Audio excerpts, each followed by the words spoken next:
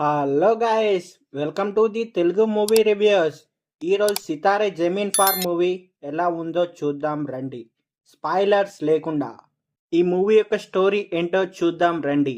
మన హీరో అమీర్ ఖాన్ గారు యాజ్ గుల్షన్ అరోరా, ఒక జూనియర్ బాస్కెట్బాల్ కోచ్. అయితే తనకున్న యాటిట్యూడ్ కారణంగా వివాదాల్లో ఇరుక్కుంటాడు ఎప్పుడు. కొన్ని కారణాల వల్ల స్పోర్ట్స్ ఇన్స్టిట్యూట్ అతన్ని సస్పెండ్ చేస్తుంది. సస్పెండ్ చేసిన కారణంగా కోపంతో తప్పదాగి ఆగి ఉన్న ఒక పోలీస్ వాహనాన్ని యాక్సిడెంట్ చేస్తాడు.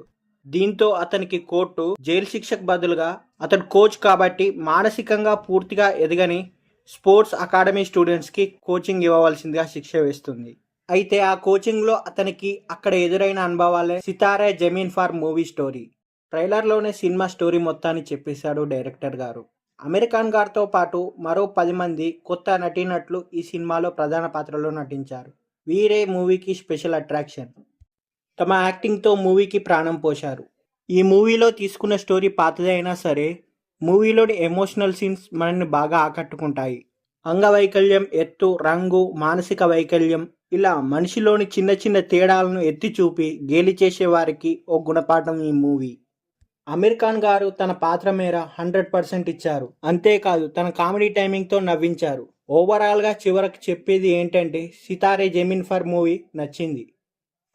ఈ మూవీకి ఫస్ట్ పార్ట్ కూడా ఉంది. 2007లో వచ్చిన తారే జమీన్ ఫర్ మూవీ ఒక క్లాసిక్. ఆ మూవీ లాగానే ఈ సితారే జమీన్ ఫర్ మూవీ పెద్దగా అంచనాలు పెట్టుకోకుండా చూస్తే మంచి సినిమా చూసామని అనిపిస్తుంది. ఈ మూవీని ఖచ్చితంగా చూడవచ్చు. చాలా ఎమోషనల్ అవుతాం.